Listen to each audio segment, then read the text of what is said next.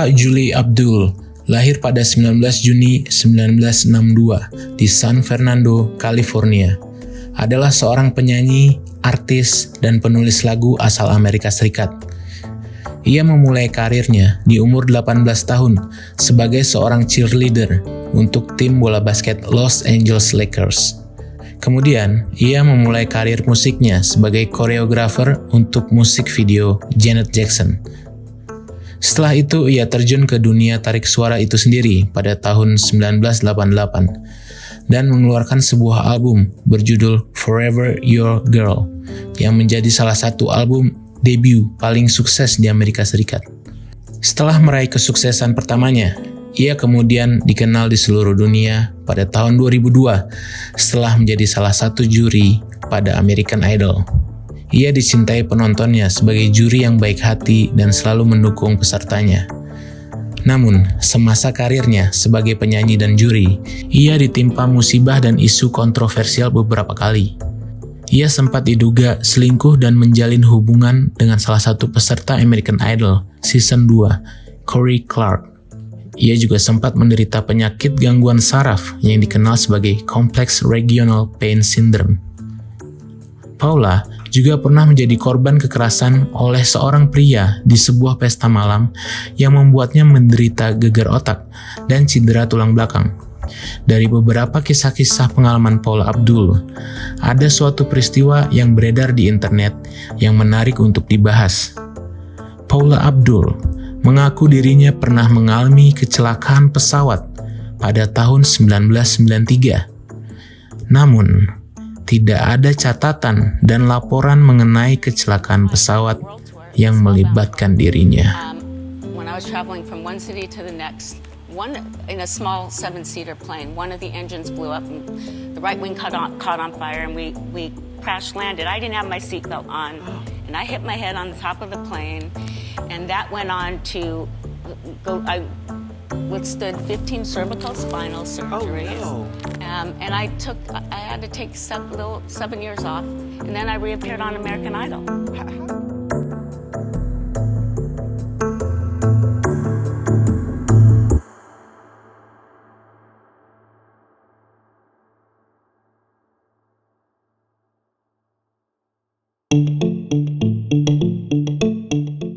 Kisah kecelakaan pesawat Paula Abdul beberapa kali dijelaskannya pada sejumlah interview yang ia lakukan, dimulai dari tahun 2003. Dari interview-interview tersebut, Paula terbilang tidak konsisten dengan ceritanya dan menjelaskan momen-momen yang berbeda dari interview sebelumnya. Paula sempat menyebutkan tanggal pasti kecelakaan yang ia alami dan yang terjadi di antara kota St. Louis dan Denver. Surat kabar St. Louis Post yang diterbitkan pada tanggal 21 Juni 1992 mencantumkan berita mengenai konser Paula di St. Louis, yaitu pada tanggal 19 Juni 1992, tepat pada ulang tahunnya yang ke-30. Majalah Entertainment Weekly menyebutkan konser Paula yang diadakan di Fiddler's Green Amphitheater, Englewood, Colorado, pada tanggal 22 Juni 1992. Pada interview oleh Hudson Union Society, Paula mengatakan, St. Louis, and I was on my way to Denver. I had just finished on stage. Pada acara talk show RuPaul pada tahun 2019, Paula menjelaskan dalam tanda kutip, pada minggu-minggu terakhir World Tour saya, The Spellbound Tour, ketika saya sedang menuju kota selanjutnya menaiki pesawat kecil yang memiliki 7 tempat duduk, salah satu mesinnya tiba-tiba meledak. Sayap bagian kanan terbakar dan kami melakukan pendaratan darurat. Saya tidak memakai sabuk pengaman dan kemudian kepala saya terbentur langit-langit pesawat. Saya menjalani sebanyak 15 kali operasi tulang belakang dan harus mengambil cuti selama 7 tahun. Dan kemudian saya muncul di American Idol. Pada interview People Magazine tahun 2005, Paula menjelaskan dalam tanda kutip, sekitar 40 menit setelah pesawat mengudara, tiba-tiba mesin meledak. Pada talk show Larry King Live tanggal 19 Mei 2006, Paula menjelaskan dalam tanda kutip, 35 menit setelah meninggalkan St. Louis menuju Denver, mesin tiba-tiba meledak, sayap sebelah kanan terbakar, dan pesawat mendarat darurat dalam keadaan terbakar di sebuah ladang jagung. Pada interview oleh Hudson Union Society, Paula menambahkan, dalam tanda kutip, seluruh pesawat dalam keadaan terbakar. Pada 2009, Paula diinterview oleh stasiun radio Twin Cities dan menjelaskan bahwa pesawat tersebut mendarat di sebuah ladang jagung di Iowa. Pada interview ini juga ia menjelaskan bahwa ia sedang melakukan tur konser pada akhir tahun 1993, tepat pada ulang tahunnya yang ke-27, dan menambahkan bahwa sabuk pengamannya terlepas saat mendarat.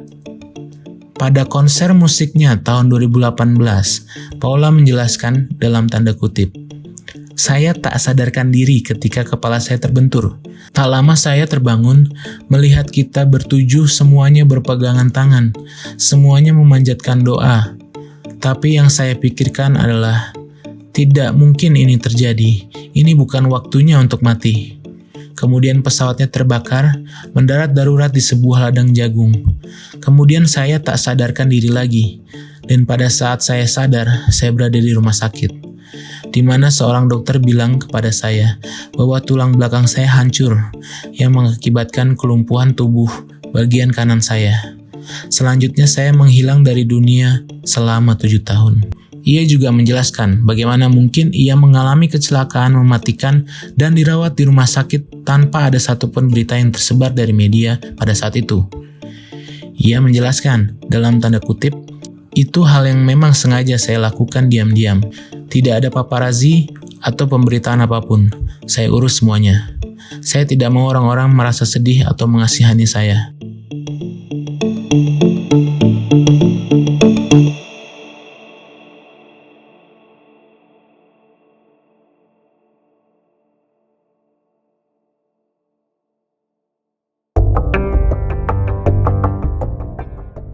Dari semua interview Paula Abdul mengenai peristiwa ini, diketahui bahwa penjelasannya berubah-ubah dan banyak yang tidak masuk akal.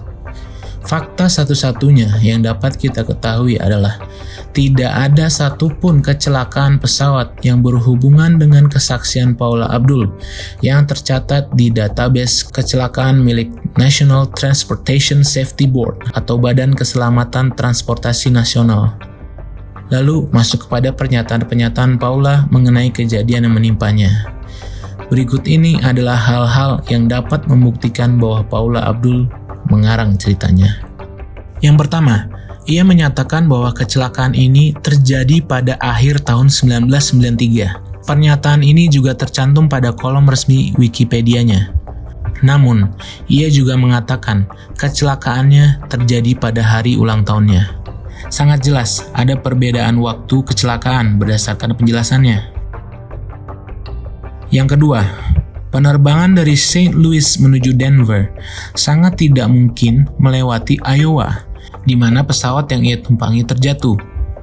Jika dilihat dari peta ini, tidak mungkin sang pilot mengarahkan pesawatnya dari St. Louis ke Denver melewati Iowa.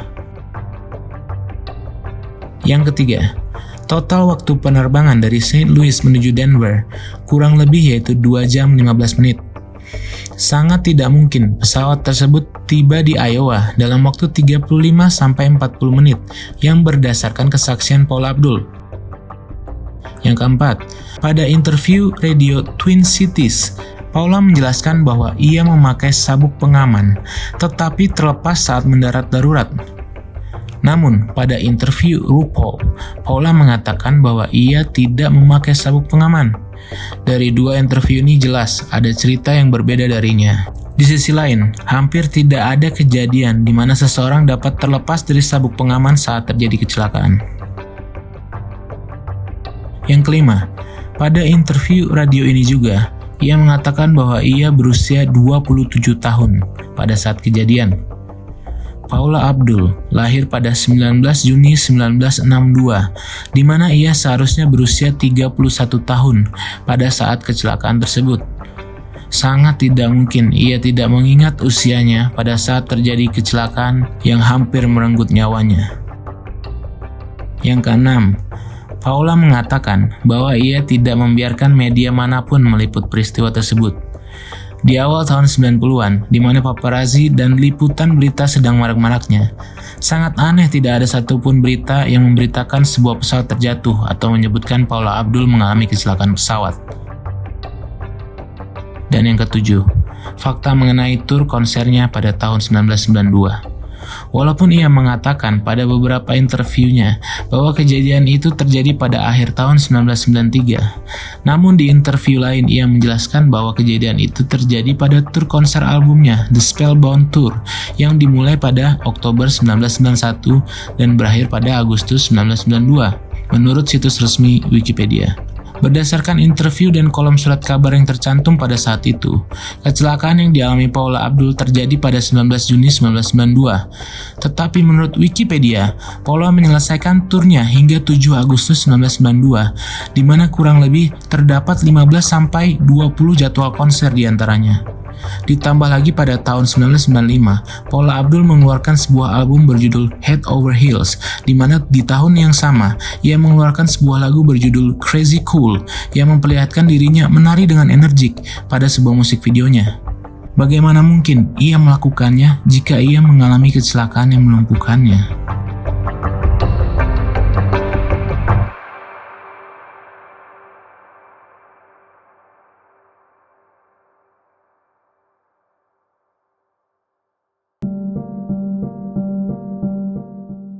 Sementara itu, walaupun tidak ada laporan kecelakaan yang tercatat di NTSB atau Badan Keselamatan Transportasi Nasional mengenai peristiwa ini, ada kemungkinan bahwa kejadian itu benar-benar terjadi, tetapi tidak tercatat. Salah satu juru bicara NTSB mengatakan bahwa mungkin saja sebuah kejadian tidak tercatat di laporan jika tidak ada yang melapor mengenai kejadian tersebut dan bangkai pesawat tidak pernah ditemukan. Ia juga menjelaskan bahwa mungkin saja kejadian tersebut tidak diinvestigasi lebih lanjut jika pesawat hanya mengalami kerusakan kecil dan tidak ada penumpang yang terluka. Kejadian itu pun akan diklarifikasikan sebagai insiden, bukan kecelakaan. Sekarang, jika Paula Abdul benar-benar mengalami kecelakaan tersebut, sangat disayangkan ia mengalami kejadian mengerikan yang menimpanya dan kita mendoakan bahwa ia baik-baik saja. Namun, jika kecelakaan ini hanya fiktif belaka, mengapa ia melakukannya? Ada dua kemungkinan yang dapat dijelaskan. Yang pertama, Paula Abdul mengalami penyakit atau gangguan delusi yang menyebabkan berkhayal yang berlebih dan ditambah dengan konsumsi obat-obatan dan minuman keras. Paula mengaku mengalami berbagai macam masalah sejak memulai karirnya di dunia hiburan. Tekanan yang ia dapat dari fans dan media mungkin menjadi alasan ia tidak berpikir jernih. Pada usia 17 tahun, Paula Abdul menderita gangguan saraf yang disebut sebagai CRPS dan mengaku sudah bergantung pada segala jenis obat-obatan, termasuk obat penahan nyeri di usia yang masih sangat muda. Pada tahun 2005, ia mengatakan kepada People Magazine bahwa tidak ada obat yang mampu mengobati penyakitnya, di mana di sisi lain ia menjelaskan ia sangat bergantung dengan obat-obatan. Namun, pada tahun 2009, Paula diinterview oleh Ladies Home Journal dan menjelaskan bahwa untuk pertama kalinya dalam 12 tahun, ia tidak lagi bergantung pada obat-obatan. Dan alasan kedua yang memungkinkan ia mengarang cerita ini adalah untuk meraih kepopuleran dan kesuksesan. Setelah menyelesaikan The Spellbound Tour pada tahun 1992, nama Paula Abdul mulai meredup. Pada tahun 1995, ia mengeluarkan sebuah album berjudul Head Over Heels yang ia promosikan sendiri. Namun album tersebut gagal meledak di pasaran. Setelah album tersebut, namanya tidak terdengar sampai pada tahun 2002 saat ia memulai karirnya sebagai juri American Idol. Alasan ini sangat dipercaya orang-orang yang meragukan kebenaran tentang kecelakaan tersebut. Paula Abdul diketahui menjadi sosok yang baik hati terhadap peserta idol, ditambah cerita mengenai kecelakaan tersebut mulai beredar setahun kemudian. Dengan cerita tersebut, banyak orang-orang yang makin menyukainya dan mengasihaninya atas kejadian yang ia alami.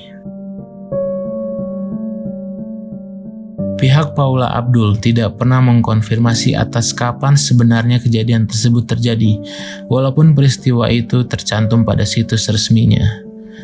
Mungkin peristiwa ini akan tetap menjadi misteri, entah sampai kapan.